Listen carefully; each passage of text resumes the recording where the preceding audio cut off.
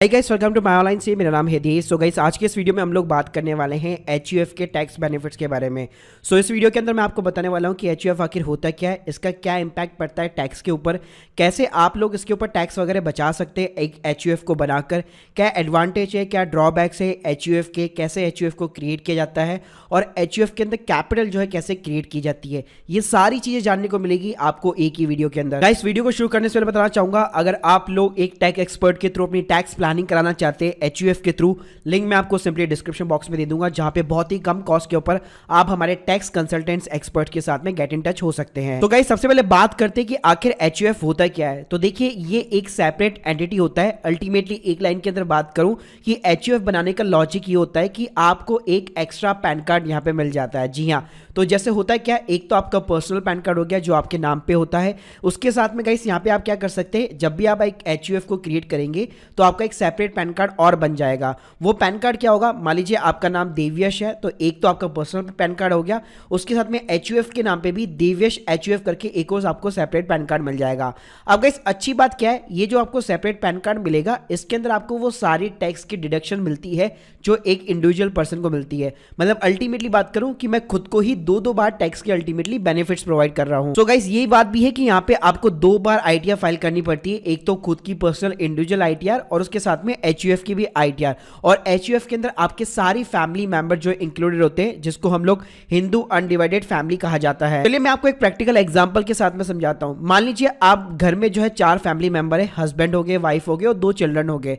Husband की जो income है सालाना वो 25 लाख रुपए, वाइफ की जो इनकम है वो 18 लाख रुपए है, प्लस दोनों के पास में एक पुश्तैनी यहाँ पे जो है प्रॉपर्टी है, जिससे जो रेंटल इनकम होती है वो 8 लाख रुपए की सालाना होती है। अब गाइस, हम लोग कुछ केसेस ले लेते हैं कि इसके ऊपर टैक्स कैसे यहाँ पे इंपैक्ट होगा।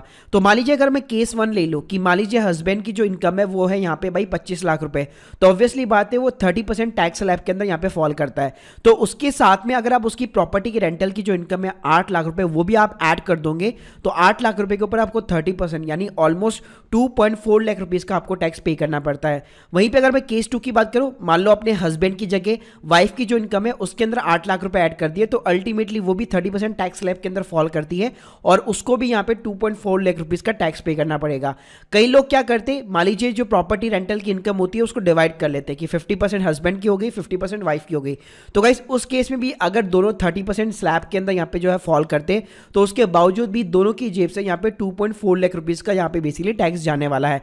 अब गाइस, इस टैक्स को हम लोग बचा कैसे सकते हैं, ये बच जाएगा आपके एचयूएफ से। अब देखिए गाइस, एचयूएफ के अंदर क्या होगा कि यहाँ पे हस्बैंड अपनी आईटीआर फाइल कर रहा है, उसके अंदर वो अपनी ये जो रेंटल इनकम है उसको नहीं दिखाएगा, यानी सिर्फ 25 लाख के ऊपर उसको टैक्स पे करना है, वाइफ को भी सिर्फ 18 लाख के ऊपर पे करना है, और उसके साथ में आप भरेंगे एक एचयूएफ की आईटीआर जिसके अंदर आप प्रॉपर्टी रेंटल इनकम दिखाएंगे 8 लाख रुपए, और उसके अंदर अगर मान लीजिए 3 लाख रुपए के डिडक्शन ले लेते तो आपका टैक्स यहाँ पे हो जाएगा 0। और लेट सपोज अगर नहीं भी लेते तो भी गाइस 8 लाख रुपए के ऊपर आपको ऑलमोस्ट 70 से 80 हजार रुपए का केवल टैक्स भरना पड़ता है। तो आप लोग देख सकते थे कहां पे हम लोग 2.5 लाख रुपए का टैक्स भर रहे थे और कहां पे अब हमारा जो टैक्सेस है यहाँ पे 70 से 80 हजार रुपए हो गया एचयूएफ बनाने के बाद में। सो गाइस, एचयूएफ का ना एडवांटेज यही होता है कि कोई भी ऐसी इनकम होती है जो इंडिविजुअल इनकम नहीं होती है, जो कि फैमिली की इनकम होती है, उसको इजीली आप यहाँ पे एचयूएफ के अंदर ट्रांसफर कर सकते हो और उसका जो टैक्सेशन है वो एचयूएफ के ऊपर अलग से लगा सकते हो और उसके ऊपर डिडक्शंस और जितने भी टैक्स के बेनिफिट है वो आपको अलग से मिलेंगे। देखिए, अल्टीमेटली अगर मैं एडवांटेज की बात करूं, यहाँ पे एडवांटेज एक ये है कि यहाँ पे आपको एक सेपरेट पैन कार्ड मिल रहा है एचयूएफ के नाम पे, जिसके ऊपर अलग से इनकम टैक्स रिटर्न जारी है, आपको सारे टैक्स के बेनिफिट मिल रहे हैं और इनकम भी जो है आप फैमिली की जो भी इनकम होती है उसको यहाँ पे आसानी से दिखा सकते हो। इसके अलावा गाइस, यहाँ पे कई सारे फैमिली की इनकम को आप ट्रांसफर भी कर सकते हो, फैमिली से आप कैपिटल भी एक्सपेक्ट कर सकते हो, वो भी मैं आपको आगे बताऊंगा। तो इससे क्या होता है, अल्टीमेटली आपके जो टैक्सेस वगैरह होते हैं वो काफी ज्यादा सेव हो जाते हैं। अगर गाइस मैं यहाँ पे ड्रॉबैक्स की बात करूं तो ड्रॉबैक मुझे यही लगता है कि एचयूएफ के अंदर क्या होता है, अगर मान लीजिए अगर आपको यहाँ पे प्रॉपर्टी की जो है अगर रेंटल इनकम वगैरह दिखानी, तो आपको जो असेट्स वगैरह होती है वो एचयूएफ के नाम पे यहाँ पे ट्रांसफर करनी पड़ती है। अब होता क्या है, अगर वो प्रॉपर्टी अगर एक इंडिविजुअल बंदे के नाम पे है तो ऑब्वियसली बात है वो इंडिविजुअल बंदा ही उस प्रॉपर्टी का यहाँ पे पूरी तरीके से हकदार होता है। लेकिन जैसे आप उसको एचयूएफ के नाम पे ट्रांसफर करते हो तो एचयूएफ के अंदर जितने भी मेंबर है वो भी इसके ऊपर यहाँ पे पूरा राइट जो है क्लेम कर सकते हैं। तो यही एक सबसे बड़ा डिसएडवांटेज है। इसके साथ में एक और है कि यहाँ पे आपको 2 ITR फाइल करनी पड़ेगी, अपने बाकी सभी फैमिली मेंबर्स की भी करनी पड़ेगी, यानी HUF की तो करनी है, उसके साथ में पर्सनल ITR भी आपको फाइल करनी पड़ती है। इस बात करते हैं कि HUF आखिर बनता कैसे। तो HUF का प्रोसेस एकदम पार्टनरशिप की तरह ही होता है। पहले आपको एक HUF डीड बनानी पड़ती है जिसके अंदर सारी टर्म्स और कंडीशन मेंशन होती है। यह हमेशा आपको एक लॉयर या एक एक्सपर्ट के थ्रू बनवानी चाहिए, क्योंकि जैसे मैं बताया इसके कुछ ड्रॉबैक्स भी है। तो आपको टर्म्स एंड कंडीशन एकदम ढंग से डिफाइन करनी होती है। उसके बाद में गाइस डीड बनाने के बाद में आपको एक पैन कार्ड सेपरेटली अप्लाई करना पड़ता है। जैसे आपका पैन कार्ड आ जाता है, आप बैंक के अंदर जाइए और एक HUF के नाम का एक सेपरेट आपका बैंक अकाउंट यहाँ पे ओपन हो जाता है। अब गाइस HUF के अंदर अगर मैं मेंबर्स की बात करूं तो इसके अंदर एक कर्ता होता है, बाकी नॉर्मल सारे जो है को पैसेंजर्स होते हैं, मतलब जिनको नॉर्मल मेंबर आप कह सकते हैं।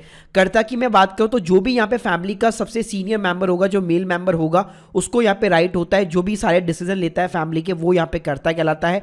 और बाकी के जितने भी मेंबर है वो सारे के सारे इस HUF के अंदर यहाँ पे एडेड होते हैं। अगर इसमें बात करूं कि HUF के अंदर पैसा कहां से आएगा, कैपिटल कहां से आएगी, तो देखिए HUF जो है किसी से भी यहाँ पे गिफ्ट एक्सेप्ट कर सकता है, शादी के टाइम पे भी गिफ्ट एक्सेप्ट कर सकता है।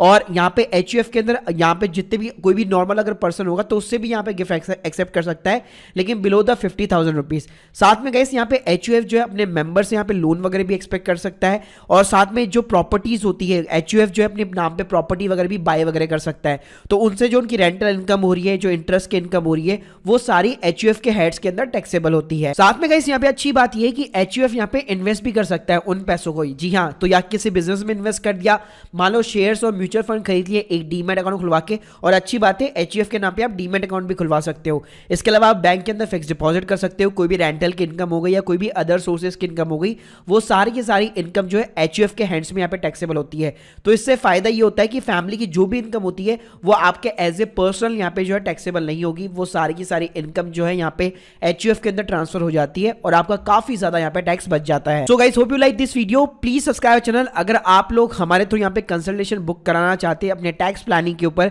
लिंक मैं आपको सिंपली डिस्क्रिप्शन बॉक्स में दे रहा हूँ। Thank you guys, thank you very much.